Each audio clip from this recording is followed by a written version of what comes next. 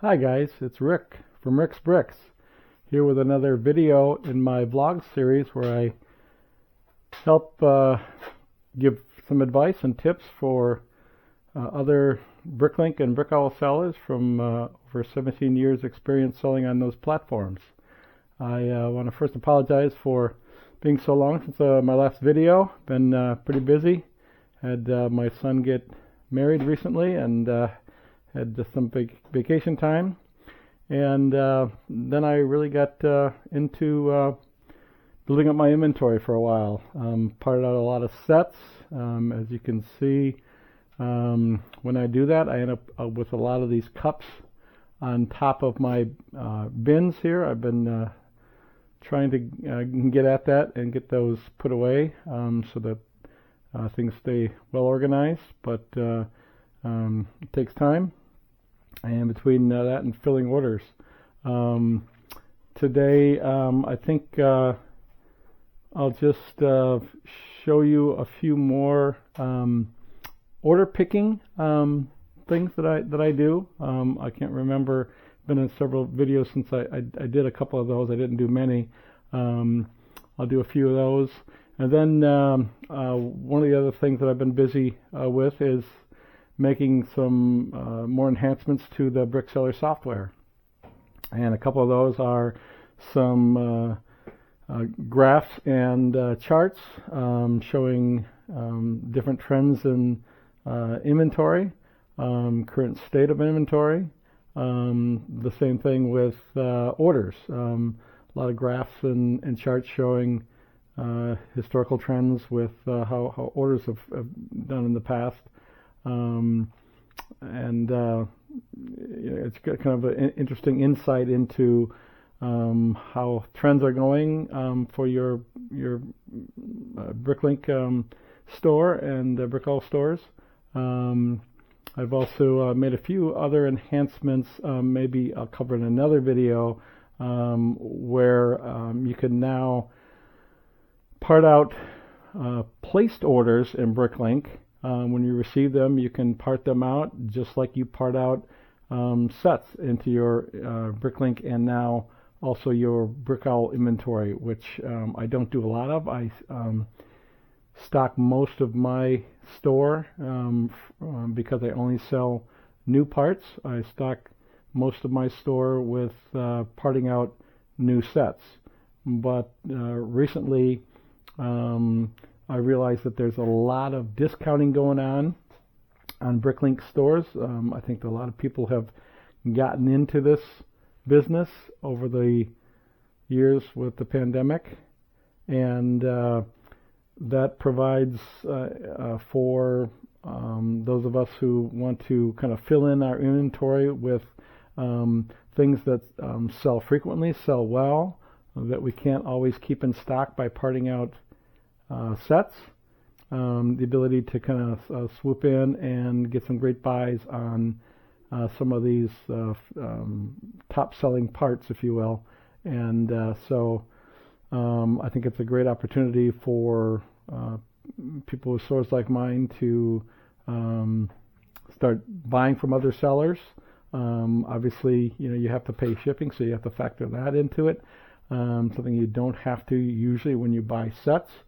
If you buy them right, and but on the flip side, one of the benefits of that is that it gives you some key items in your store that people are always looking for, and potentially, they started off an order by selecting those parts, which you may not make great margins on because of how you had to buy them from other sellers and pay shipping, but they combine that with parts that you've gotten from parting out sets that you have a much better margin on, and eventually it results in more orders, and again, that's what everybody's striving for is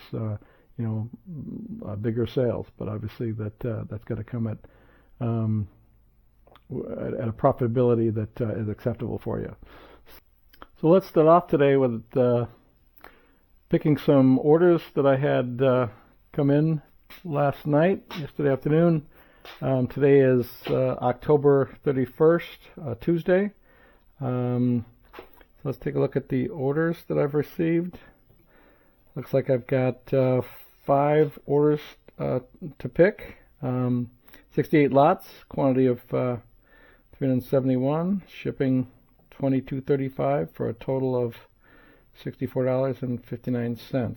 So usually I pick from the bottom of the list to the top. So we'll start off with this Brick Owl order. Alright, so write the order number on the bag.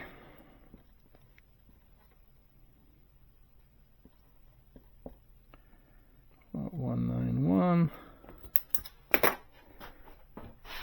And then, because I have my orders sorted in the order of my remarks, it will take me around the path of my inventory one time to pick the order. So we're going to 05 AF16, 210, and then I just start filling cups. I usually will bag any quantity of any particular part color, a combination of a quantity of 20 or greater in its own bag, a Ziploc bag within the main order bag. If I have something less than that, I try to organize those in different size groupings so that, especially the really tiny pieces, so they don't get lost, and the buyer may have a hard time finding them and sorting them out from the rest of the larger parts in the order. So I would just go through one by one. CD01, 16,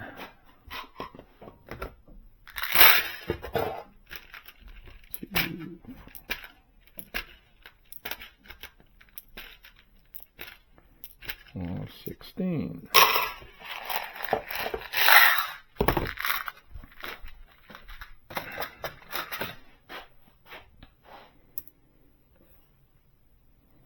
S01, CS01.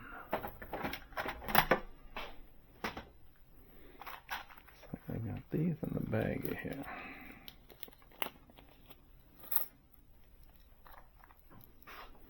And I'll start another cup because these are rather small pieces.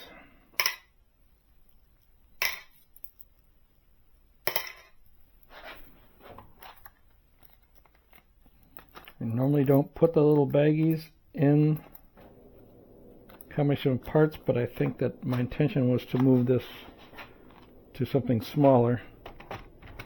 I haven't gotten around to it yet. B09.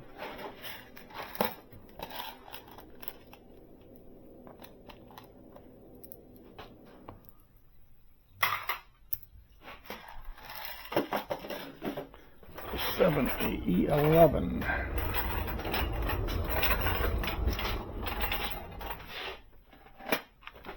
$210.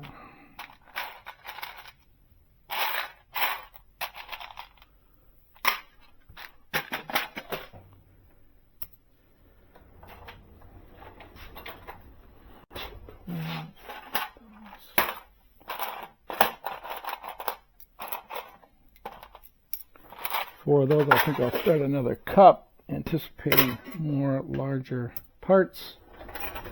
P5.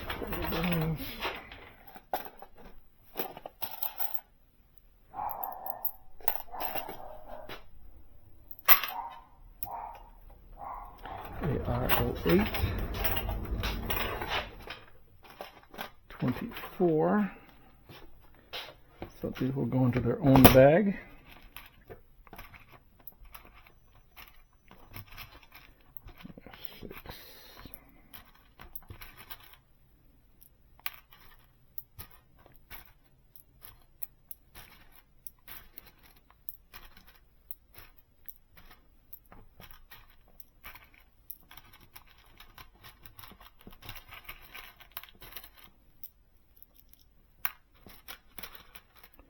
this might be a drawer that eventually I separate these colors and go to smaller drawers. I have broken out a lot of these that have larger quantities into smaller drawers, but sometimes if you've got an inventory location with that many items of different colors in it, it can be hard to find. Let's say you have one of something, it wastes too much time searching for it. So this would be a good candidate to maybe not store so many in one inventory location, but to split these out into smaller drawers, just to make picking easier. But again, I do that when it gets a little full and I have something that won't fit. Then I'll come around and break it out. But this, even with this one not being full, it looks like it would be a good candidate for that.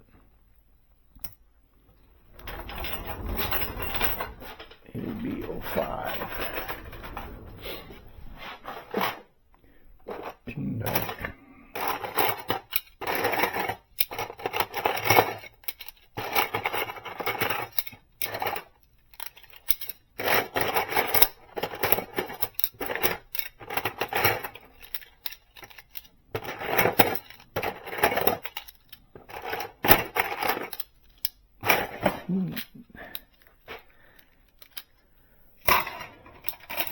For now,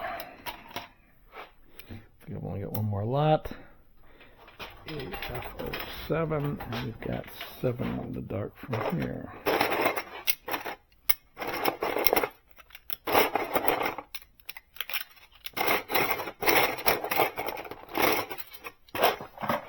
And that looks like that's the last lot in the order. So go down and update so that we'll set the status and remove it from the list. I'll bring up the next order while I'm waiting for this one. This one is obviously a drop ship order. I'm not sure if you get a lot of the drop ship orders. I tend to get quite a few of these from one particular buyer. Likes the fact that I fill quickly, I fill accurately, and I don't include invoice or packing slip or any indication where it's from. I personally don't have a problem with drop ship sellers out there. Not quite sure how they do it, but all the power to them. If they find stuff in my store at a price that I'm willing to sell at, I really don't care if they are potentially making further profit over and above what I make. They just have a different business model. I just can't believe that they can make the kind of margins that that I can as a raw part seller. So I'm going to put these in individual bags so they don't get lost. Look at the top. The smaller parts in a little bit bigger bag, just to make it a little easier for the buyer. I typically, unless it's a really large order, don't bag everything individually. If somebody has a big order and they request that, and they order lots of small quantities, I usually respectfully decline to do that, and just say that that would, number one, take way too much time, and the cost of the bags would go up, and the weight potentially go up past the weight of what was calculated for the shipping cost. So on to the next order here.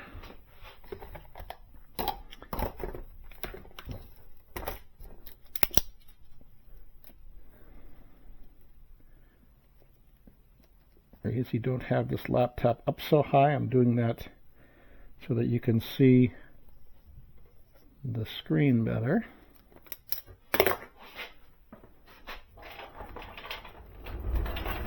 BV.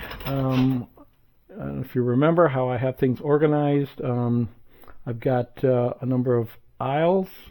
So this is aisle 5 down to the end, around the corner. And the way I do my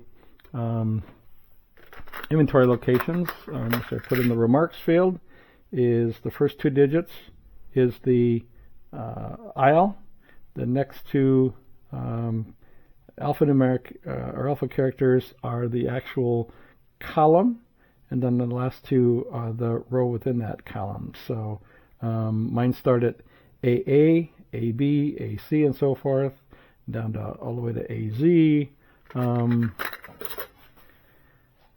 And then I would start with BA, BB, BC, and then this one didn't go all the way up to BZ, but because I started with using some of these old cabinets, I just went ahead and started these as column CA through whatever, and all the way up to CZ.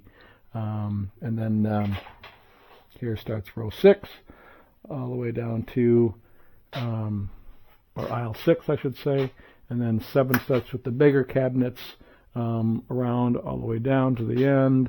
Nope, I take that back. It goes 07 only goes to here, and then 8 goes to the end, and then finally 9 is the whole row of the larger Sterilite bins. It used to make a lot more sense when I originally had set this up. I was in a much bigger location, and I started with 0 through 4 were all used parts, and then 5 through I think 10 potentially were new parts. When I sold off all my used parts and moved to this location, they didn't work out quite perfectly with where the aisles began and ended. However, I wasn't going to at that point re-sticker everything and renumber everything. I did add some row 4 cabinets at the beginning here later for expansion, but I obviously won't go past 9 because this is pretty much the space that I have to expand at, and about the only thing I can do now is expand up, which I've started to do with some of these larger cups or containers. So that's kind of how my store is organized. Just as a reminder, BB 15, a little full. I'll dump these out.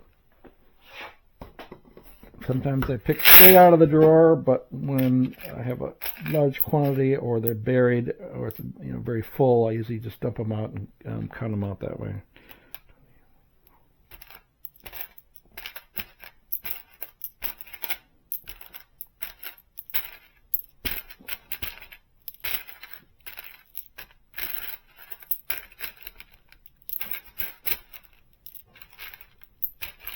Plenty of those.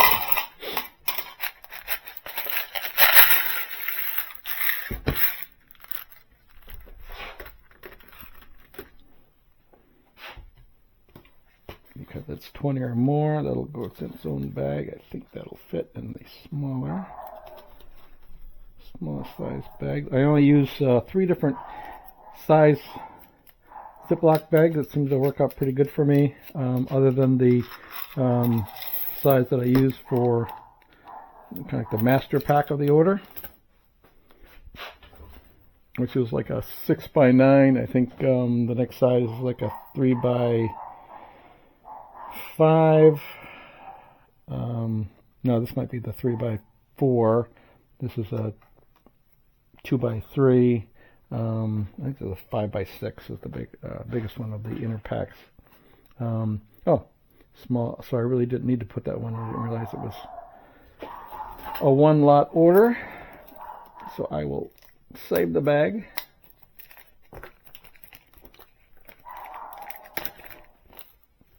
I should have known because it was the drop ship orders. A lot of the drop ship orders are 1 item. And I think that's because that's just how it they sell. More likely buying one item from one seller versus across multiple sellers. Every once in a while I'll get an order for a few lots, but for the most part it's a single one. So that one's off the list now. We'll go into the next one. Put this order away and go back to the start.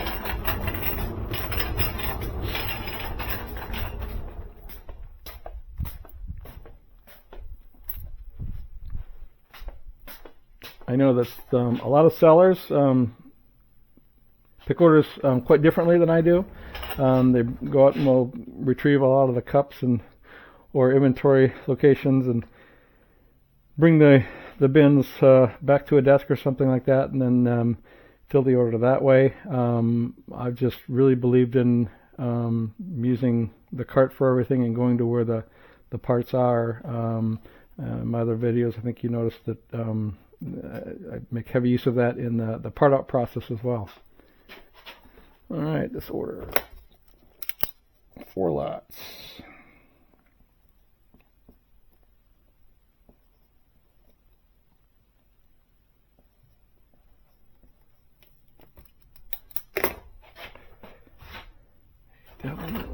Six.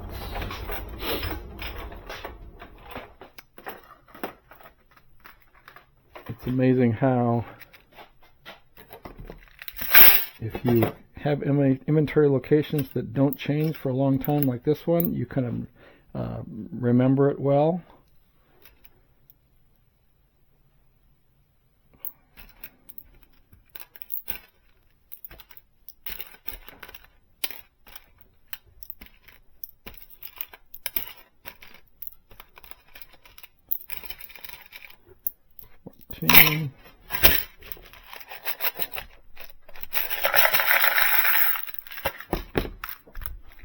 As you can tell, I do double up. I don't use the little separators because I do a lot of dumping out and dumping back in. At times it does make it a little harder to find them, but if your inventory stuff is, your inventory locations are accurate, when you go to that bin, it should be there someplace. Whether or not you have the exact quantity or not, that's another story. But one of the things about using BrickSeller that I designed in from the beginning was, if you notice you can update the order quantity, or the pick quantity, I should say.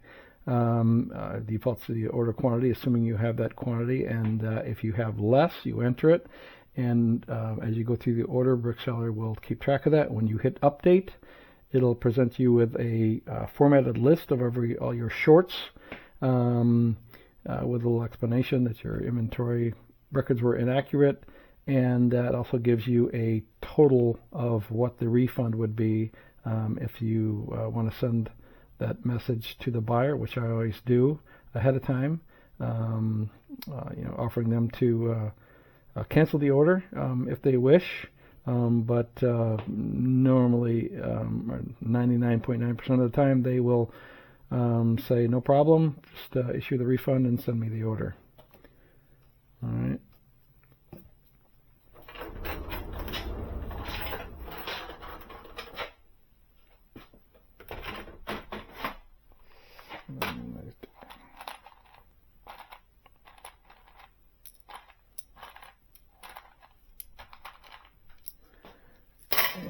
Keep it all in one cup since it looks like it's going to be a small order. My morning greeter. This is Tank, my dog. My wife's dog usually doesn't come down to visit as often, but he demands attention every once in a while. Right, Tanky? Say hello, Tanky. Oh, yeah, okay. Let's go here. AE16. These things sell well. I hardly ever can keep them in stock for more than a week or two.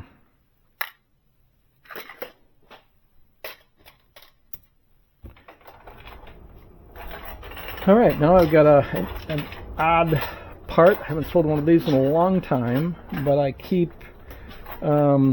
everything that's stamped out of plastic or cloth, other than the really small things like capes and something. But the larger pieces like this, I keep in a folder in the drawer in the back of where I have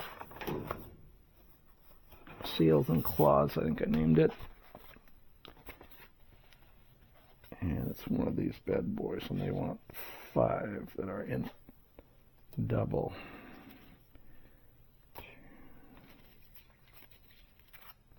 Sometimes I gotta check because sometimes they'll order just one of them and I punch them out and send them that. One more. I probably could punch them out and save on the weight, but being new, I'll keep them intact and send them like that.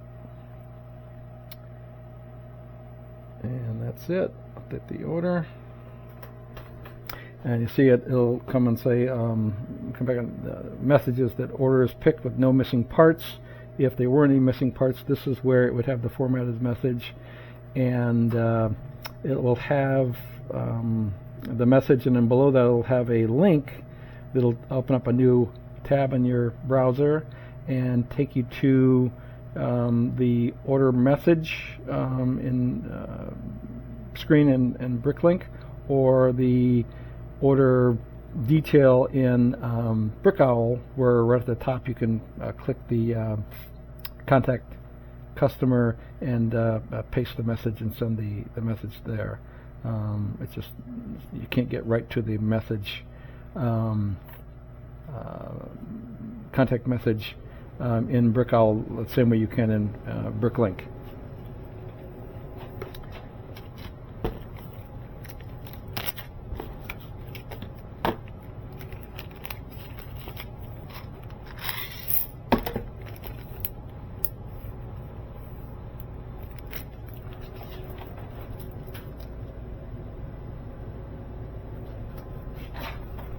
Next order.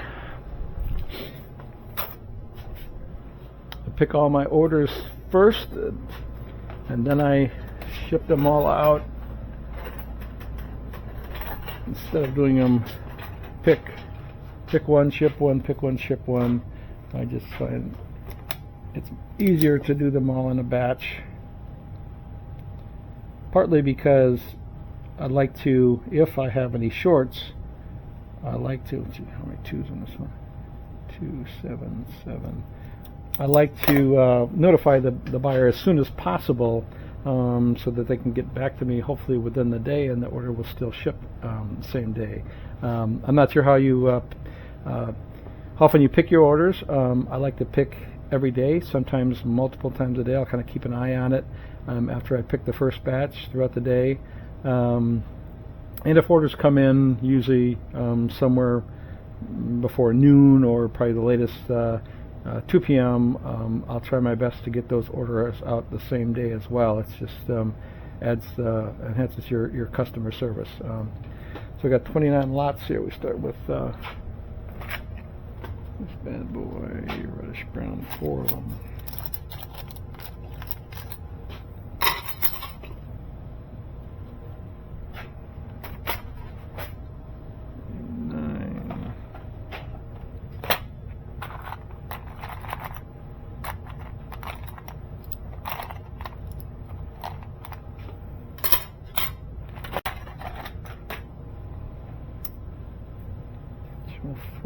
H04.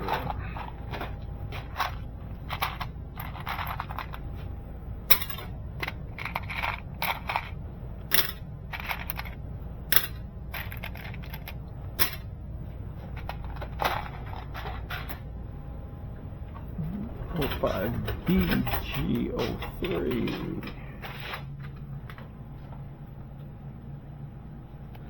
These out. 6, 2 lots, 6 of each. Ready.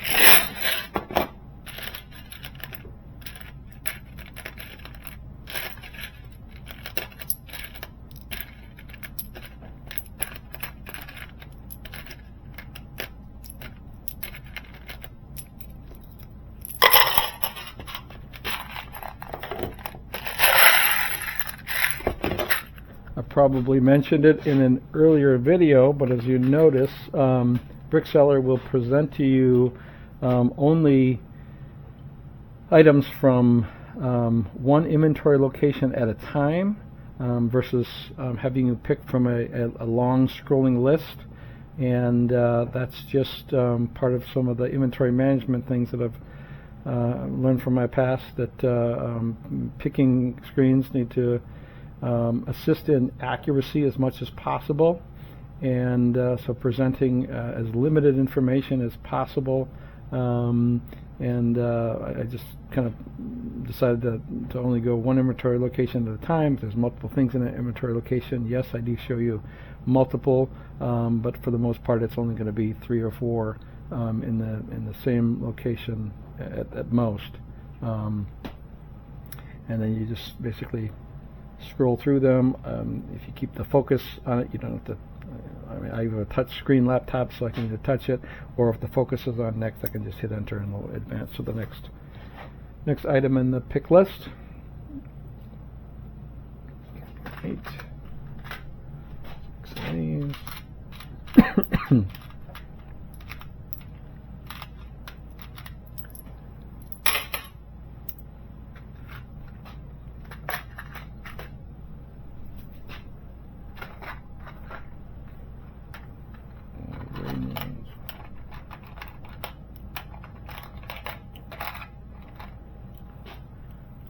Something I think I've picked in a while. This goes to show you everything sells at some point. Maybe not all your quantity, but everything. If you were to, we'll dump these 10 dark brown.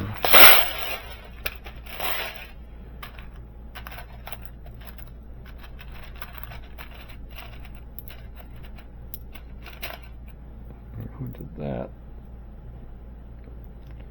Probably my wife when she was parting out. I don't like to send things out stacked together and force my buyer to pull things apart. I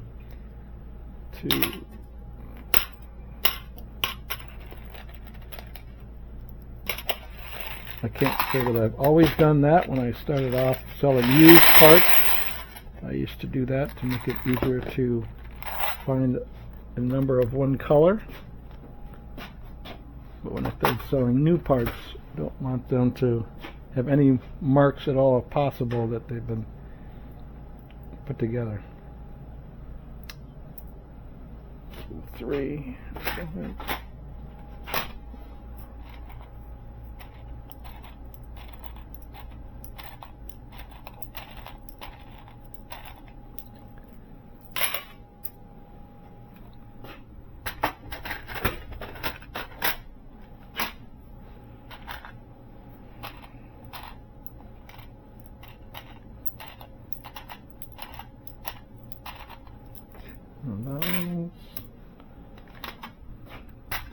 This could be another seller restocking, or a builder who just likes to keep things inventory on hand, because it's unusual to have counts of 10 or 20 consistently.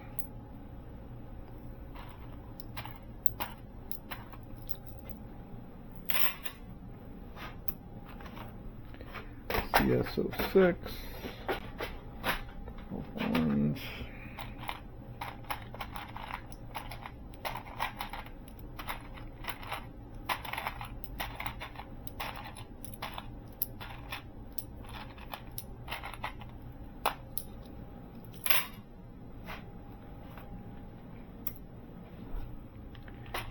Right.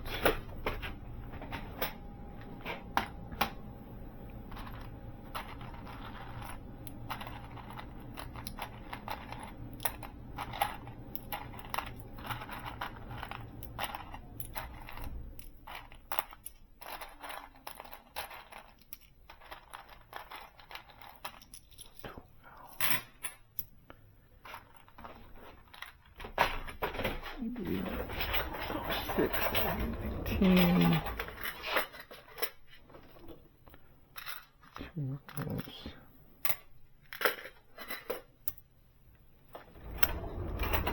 7.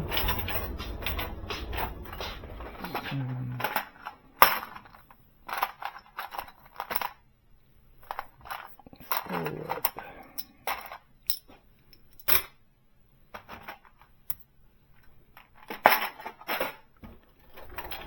11.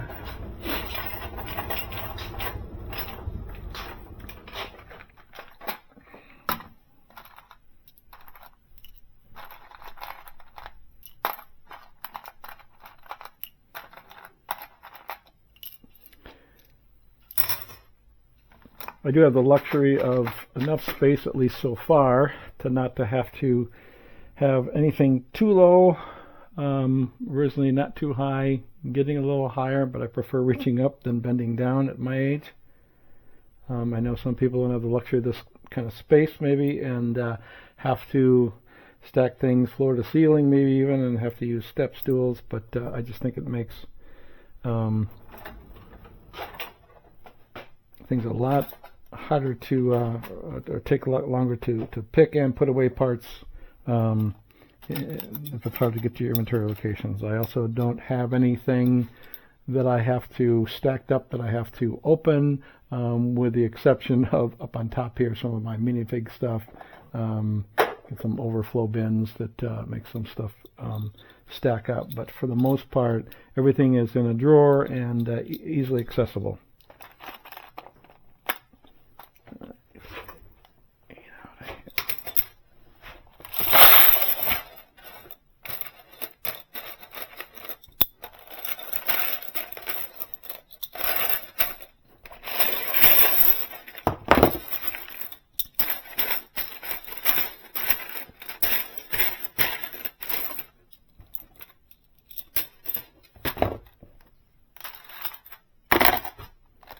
And when it's hard to find the last couple, I'll do this, and they will appear.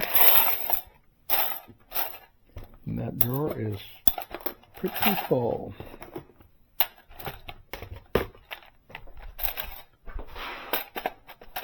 And I think I showed in another video where periodically I'll go through and it's usually when I have issues with something like this, where goes in, looks like this drawer it would have gone in, and it looks like right now it'll fit because between of the time when I parted out a set and didn't have room, now I do have room, so when I come around later I'll just dump those in, unless actually those might come from here, might have gotten moved over.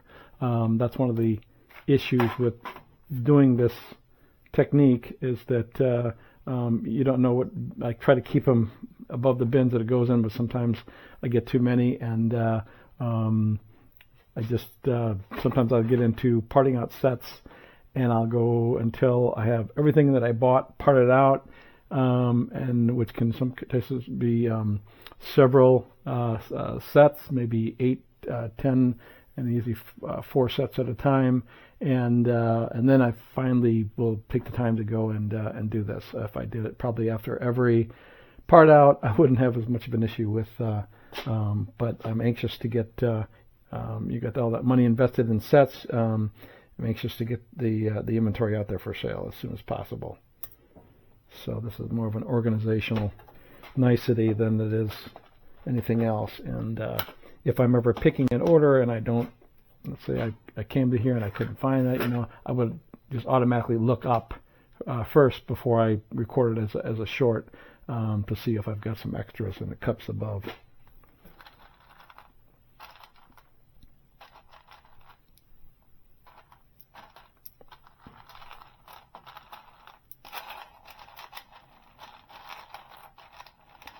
I should have dumped these, but thought I saw enough sitting on top, and I did. I think I'm going to go with another cup. Smaller parts. I may have some more of those coming yet. I have, it's like 9 more lots. Nope. 7. Even though aisle 9 is where I store most of my big parts, I still have drawers where I have a lot of smaller things that I happen to have at one time a lot of quantity. At some point, these could be obviously moved to lower drawers split up because they might be free up some space for larger parts. But I have some room for expansion because a couple of videos ago I showed you where I moved some of them underneath on that shelf there. I couldn't go as high in this location because of the things that are on the wall there, and so I bought some more, and they're empty at the end there, and so I do have more big drawers to expand to before I have to come back and start reorganizing to free some up. So.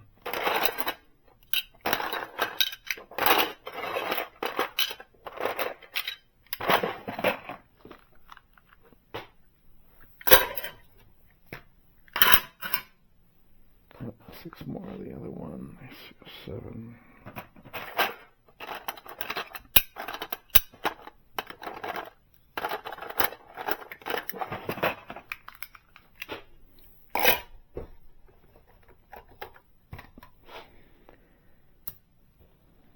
Deal 3.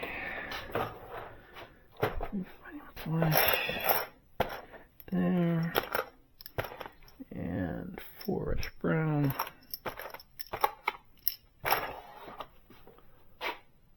I'll go away there still. 8. Black.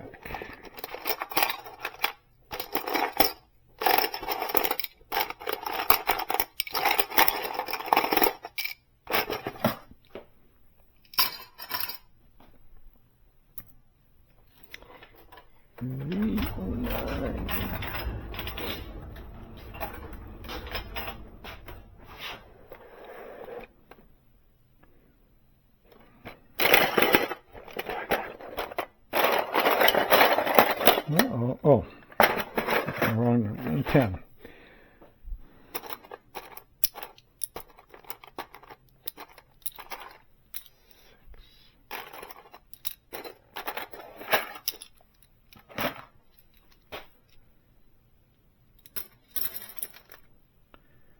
And 2 more lots.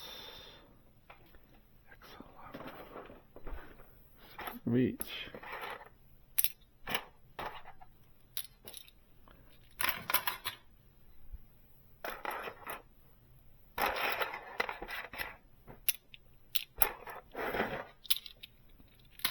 The reason I keep them in cups is because they're just easy to eventually dump into bags. So at the end of that order, update the status,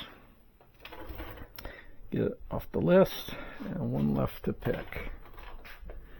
But I think we're just going to go ahead and combine that one. That's big enough to go into here.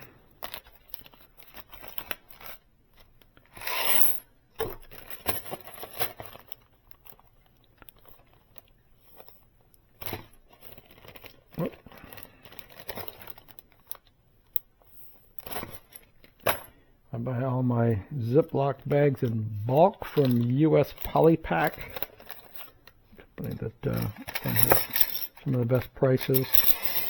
I buy bulk. I buy all my shipping supplies bulk. Stickers, shipping labels, all that is bulk. I don't have a specific label printer. I use the large 2-up labels.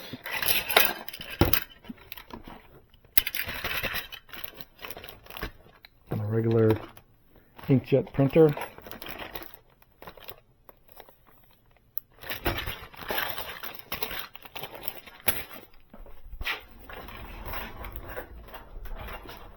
The majority of my orders ship in the 6x9 size. However, the next size up, which I'm going to put this order in, easy. If it's multiple bags, I'm not going to put it over there because I need to keep it all intact. So I'll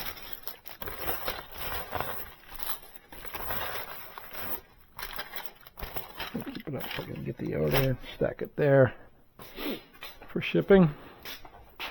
Last order to pick.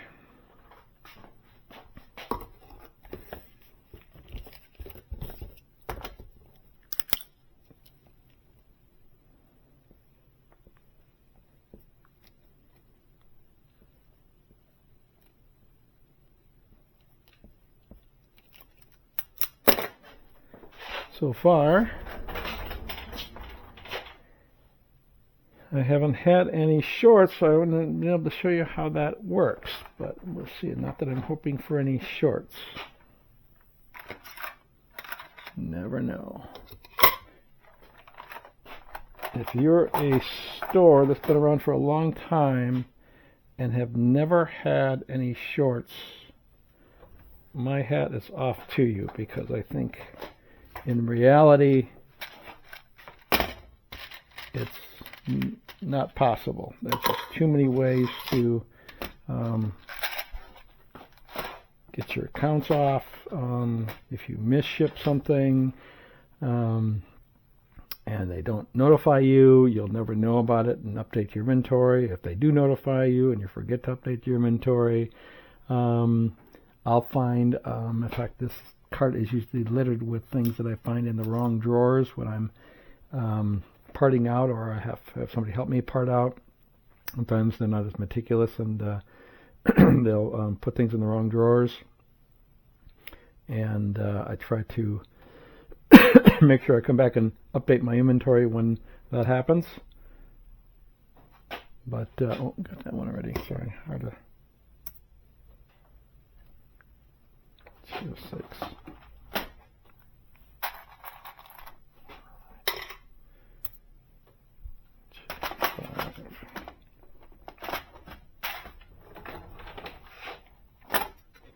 As much as I like to, I would have loved to had everything be one type of drawers. The majority of them are the old stack-ons, which is, I believe, no longer in business. Unfortunately, I have some old Acromills mixed in, and then most recently, I forget what the brand name is of this. These are, they came pretty cheap on Walmart. I know there's quite a few other brands of this kind of thing out there as well, but it helps to stay consistent for hanging, for rows. I don't like the ones that, and I have a couple, and I just deal with it. I don't like the ones like, no, I no longer use them. The ones that, this is similar because I stacked a small drawer one on top. The good thing is that there's two drawers up here to every one drawer, and so here I just skip a spot to number them, but obviously that's not ideal. It's great if you can have things in nice, neat rows and columns. I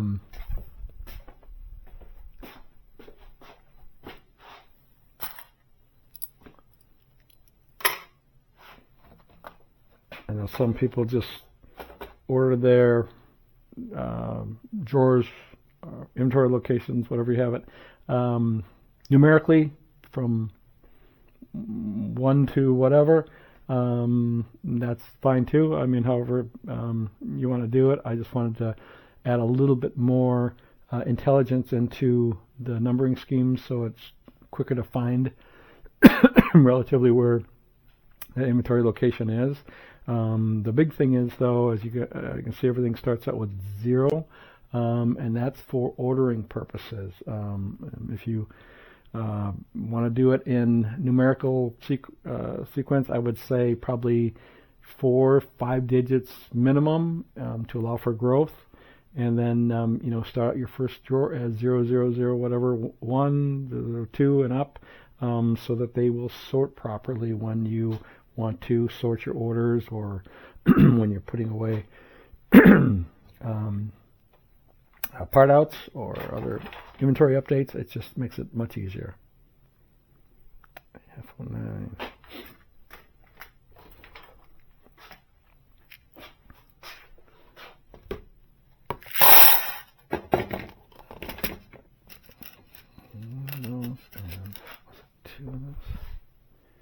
It's the opposite.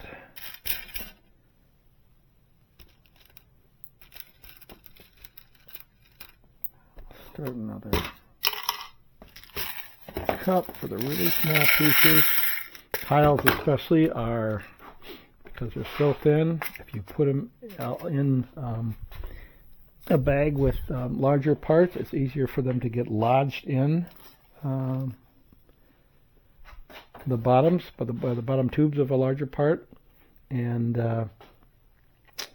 you may have a problem. We have created a customer service problem where you shipped it, but the buyer couldn't see it, put the parts away somewhere else, and you get report a short to you. And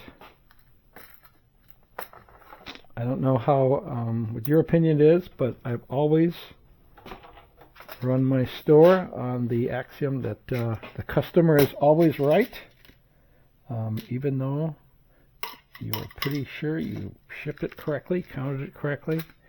But hey, we all make mistakes, and so the best thing is to just, whatever you have to do to make it right with the customer, in my opinion, is what you do. Even if it ends up being a bit of a loss on that particular order, your hope is that your customer service will have impressed that customer, and they will seek out your store in the future. I see a lot of things posted on the forum where sellers get into arguments with their buyers, and I get it. If you don't have a lot of sales and you have issues with a few orders, that it's tough to swallow your pride and lose even more money on it when you're not making a lot of sales. But I just think that in the long run, it's better for your reputation as a seller.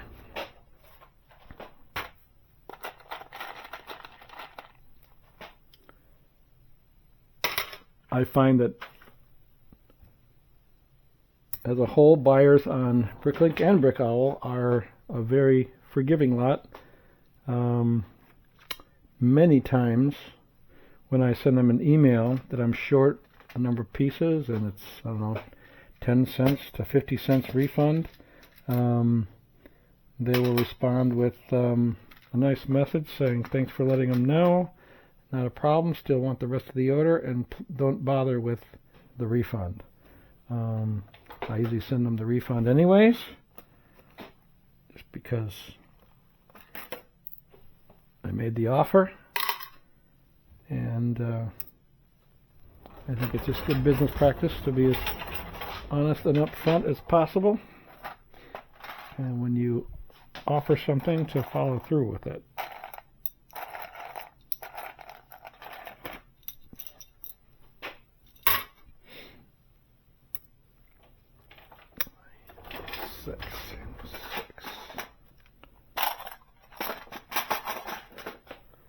One, 07.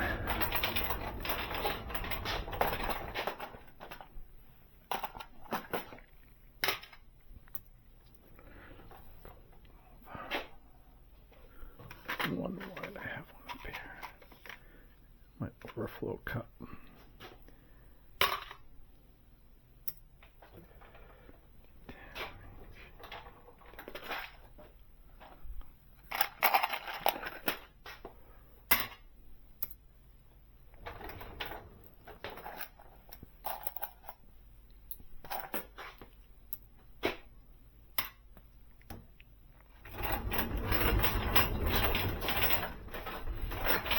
Everybody's least favorite order is a lot of lots in small quantities. Fortunately, as you can even see from the orders I picked this morning, they're not all that way. Another reason to be well organized and have your items easily accessible. If I had to stop for every one of these and dig out a bin and open it up and oh, for it.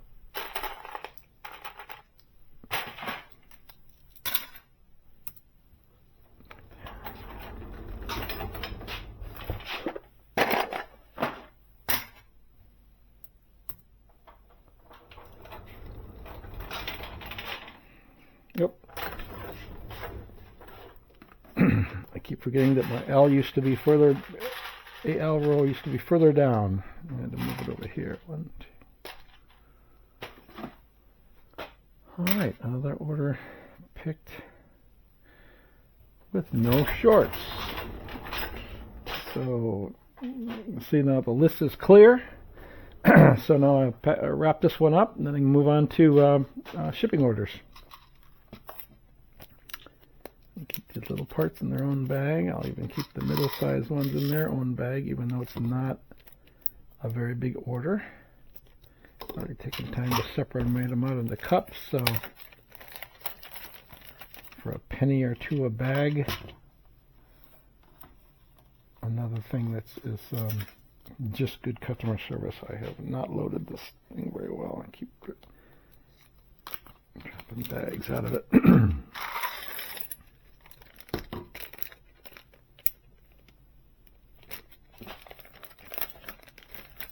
I placed an order from a buyer recently to fill in some parts, like I mentioned, some top selling parts that I didn't have in stock any longer. And some of the quantities were really small, and it was a lot of lots, and they bagged everything up separately. And even though that is good customer service, I just don't think the time and the effort is worth it.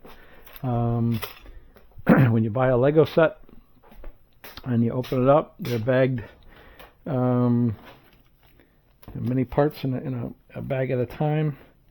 I don't think that the majority of buyers mind too much. Separating a few parts out when they get the order, but if you could make that process easier by combining, let's say, things of same sizes in the same, and have some type of rule of thumb for a certain count of the same part color. I mean, if they're different colors, I don't worry about that, because for the most part they're probably going to want to separate them out anyways. So if they have 100 of I don't know, something like this, and part in all different colors, I mean, throwing in all those in one bag I don't think is that important. Even if you have 4 or 5 counts of 10 or something like that, if they get mixed in with other parts, that's if your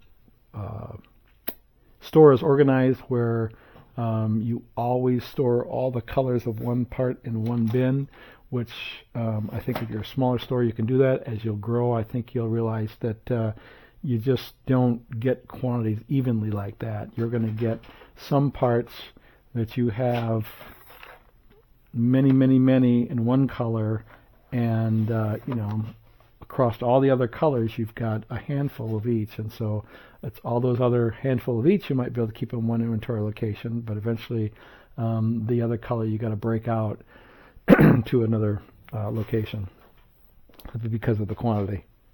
All right, so that's it for picking orders for today. I don't think I'll walk through how I ship everything on this video. I won't bore you with that. I'll do that in a little bit off camera. But basically, I ship using ShipStation. Like I mentioned, I buy these tulip labels. I do run them through twice because I do one order at a time, just so that I don't make any mistakes. I know some people like to print out all their labels and then stick them on. I do one order at a time, put it in my bin for the post office, and then move on to the next one. I mean, at one time I used to, while one was printing, I'd move on to the next, but I had a couple instances where I messed up and shipped 2 orders to the wrong buyers, and believe me, that's a nightmare. That's not easy to handle. But yeah, so I have that size. I have this size, this bigger one for some of the large plates. I think this will even fit a regular size base plate.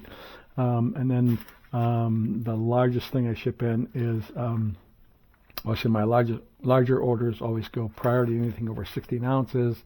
I get that. I keep a smattering of boxes. The nice thing that these are free. I just ordered some more of these because these are the ones I use the most for larger orders.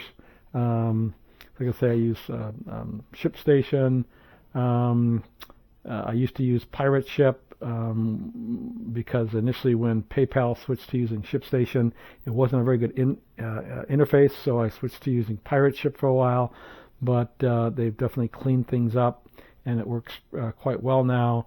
The nice thing is that it will automatically tie back to the PayPal payment. It'll automatically tie back the tracking number, and then as an additional step, I usually take the tracking number, put it in a message saying thanks for the order, it's been shipped today, and then here's the tracking number, and send it as actually a order message on both my BrickLink and Brick Owl orders. But so yeah, there's not a whole lot to the shipping, and I think I showed some of that on the earlier video. But before I end this video, I did want to also show you something that I've worked on. The inventory graphs and charts have been out for a while, released a while ago. I'm going to go to where I can find some better light here so you can hopefully see it better. Not so much glare. But on the inventory tab, there's a charts tab. And it used to show just a couple of default charts. And then I went back and decided that I needed to have a lot more analytics in my inventory, so I expanded it to quite a few more. So I won't show you all of them, but a lot of them are the same one. I'm just showing you the lot detail or the lot summary. The other one is the quantity summary, so it's the number of lots versus the total quantity.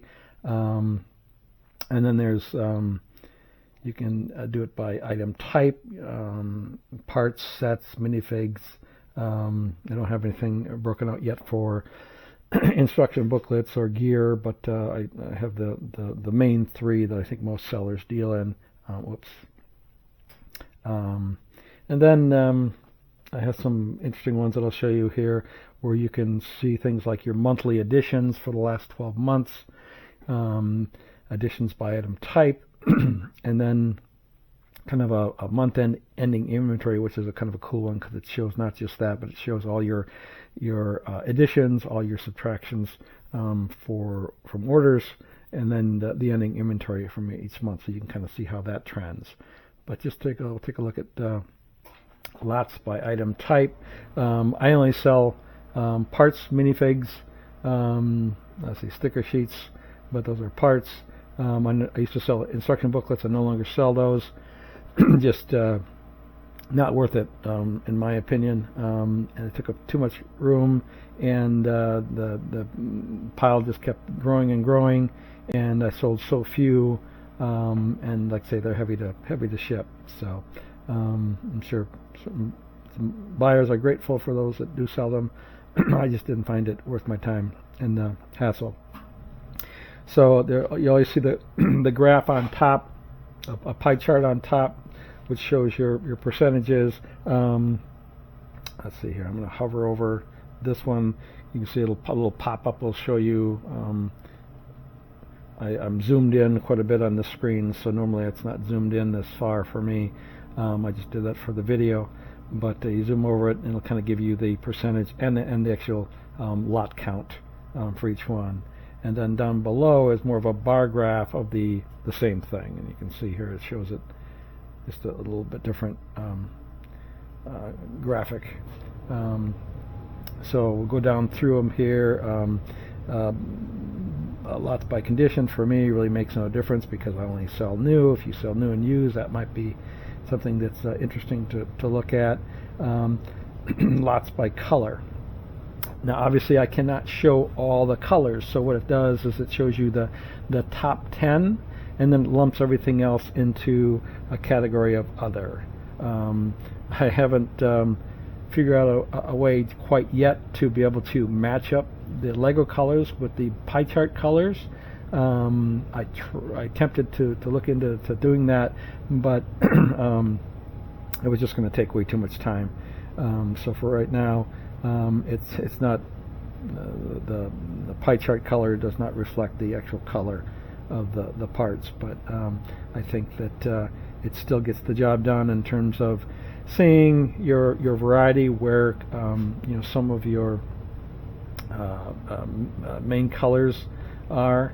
Obviously, we all know that black's a big seller, white's a big seller, light bluish gray is a big seller, and I think that's red. Dark bluish gray has got to be not far right there at 4.5%.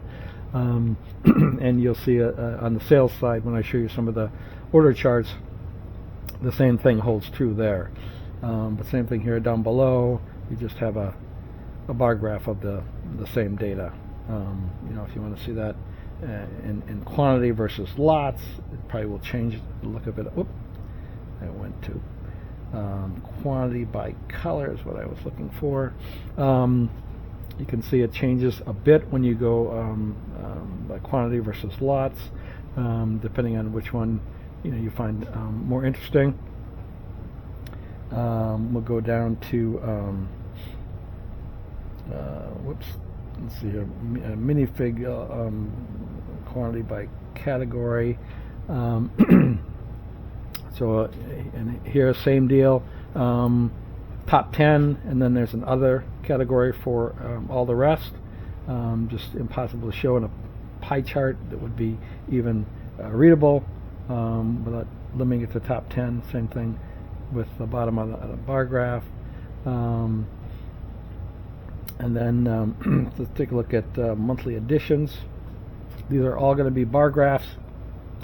There'll be quantity on top, dollar value on the bottom. So you can see here, it'll show you the past 12 months. Basically, this is your monthly quantities added. So like in the most recent month, I've ordered 20,000 items into stock. The previous month, 21, so forth. And see, I had some dead months when I was doing a lot of traveling. Same thing with the inventory amount. So it's interesting to kind of contrast that 20-some thousand I put away has a value of $4,154. So just two different ways to look at your monthly additions for the past year. Additions by item type. This is going to be more in a stacked bar graph, but as you can see, the other colors are so minimal in my case because I really only sell minifigs and parts. Some of the sellers, this may show something a little bit more meaningful. But my favorite one is the ending inventory with an additions and orders next to each month. So starts out with just your ending inventory of the and this is ending inventory. So this is quantity, ending inventory quantity. And so within that month, I had sales of 24,000. I'm sorry, I had additions of 24,000, sales of 8,000. So I had more additions, so obviously my inventory went up. But as you can see, my inventory doesn't fluctuate tremendously. Everything's always right around 300,000 items. It will kind of go up and down a little bit as some months where I have more sales than additions.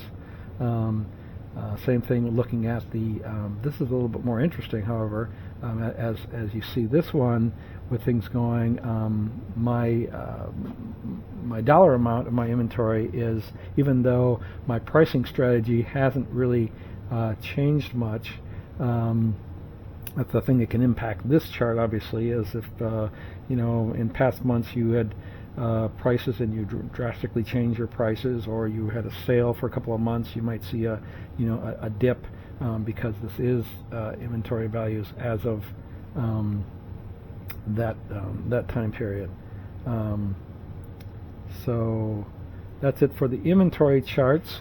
On the orders tab, this is a whole new tab on the orders side. No, I take that back. I think I did have one stacked bar chart for orders for a while, but now I have many more.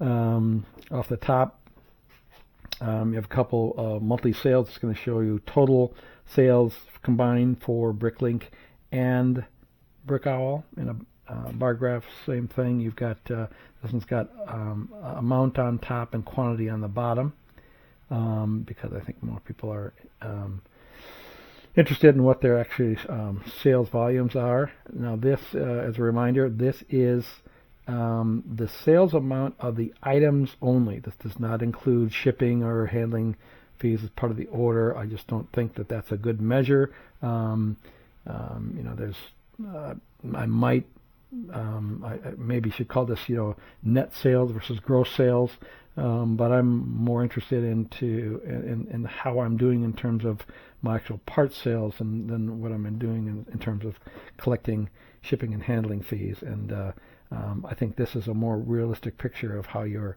monthly sales are going. By marketplace is just a stacked one, so you can kind of see here how it's split between BrickLink and Brick Owl. If that's interesting to you. As you can tell, I've had some pretty low months. That was a month that we just moved into this condo, and it took me a month and a half to get set up, so even November. But then I had a couple good months. I was going for 2 months over in Europe for almost a solid a month and a half, and then got into some summer months. Had a terrible June, as you can see, and then things have gotten a little bit better towards the late summer, fall. But hopefully things will pick up.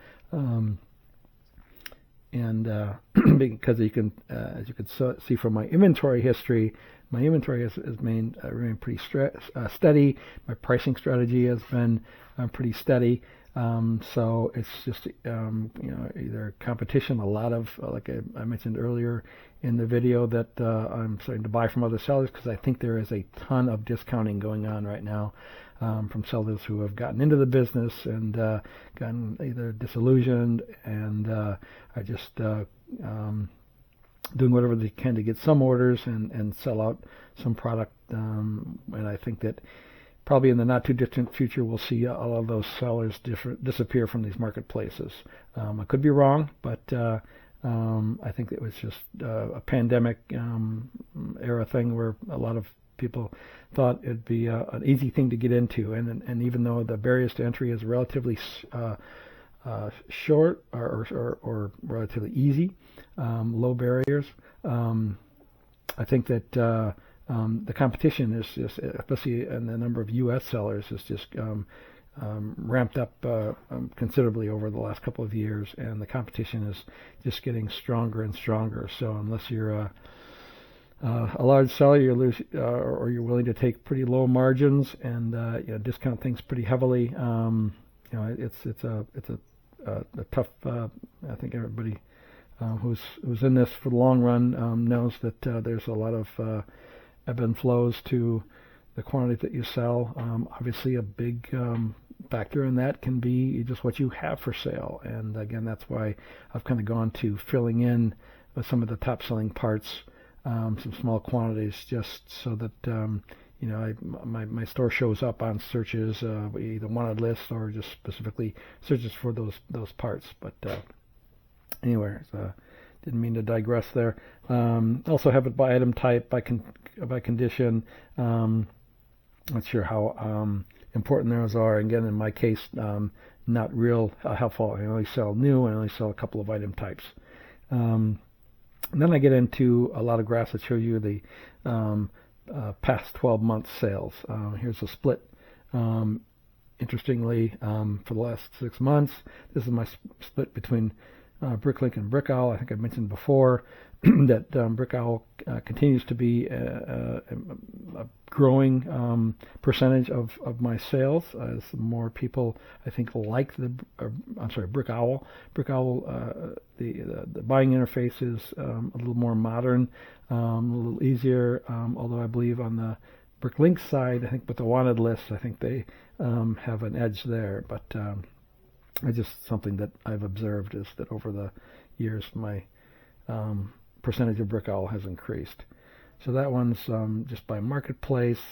And again, these are duplicated, one by amount, one by quantity. And again, it's by amount, and then, it's by amount or quantity, and one graph is a pie graph, and the other one is the same thing, but in a bar chart, whichever you prefer to look at. I think there's really anything. Oh, that's my item type one.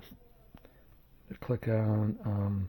And the category and the color are similar in that these are top 10, and then everything else gets lumped into other.